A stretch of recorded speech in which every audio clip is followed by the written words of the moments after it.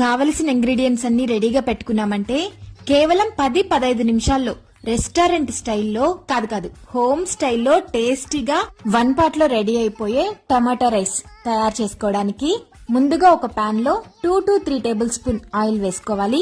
గీ కూడా వేసుకోవచ్చు. ఇప్పుడు తాలింపు గింజలు, జీలకర్ర, సోంపు, దాల్చిన చెక్క, లవంగం, స్టార్ అనస్ ఇవన్నీ వేసుకున్న తర్వాత సన్నగా తరిగిన ఆనియన్స్, పచ్చిమిర్చి, కరివేపాకు ఇవి కూడా వేసుకుని బాగా ఫ్రై అయిన తర్వాత 1 టేబుల్ స్పూన్ అల్లం వెల్లుల్లి పేస్ట్ వేసుకుని అది కూడా ఫ్రై అయిన తర్వాత 250 గ్రామ్ రైస్ కి 3 మీడియం సైజ్ టమాటాలు ఇలా పేస్ట్ చేసుకుని వేసుకోవాలి.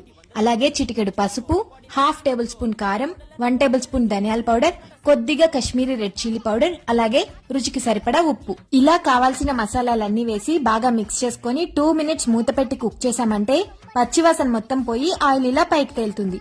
అప్పుడు ముందుగా సోక్ చేసి పెట్టుకున్న రైస్ కూడా వేసేసుకుని ఫ్లేమ్ కొద్దిగా హైలో పెట్టుకుని ఇలా బాగా మిక్స్ చేసుకోవాలి. ఇలా మిక్స్ చేసుకోవడం వల్ల రైస్ చాలా పొడి పొడిగా వస్తుంది.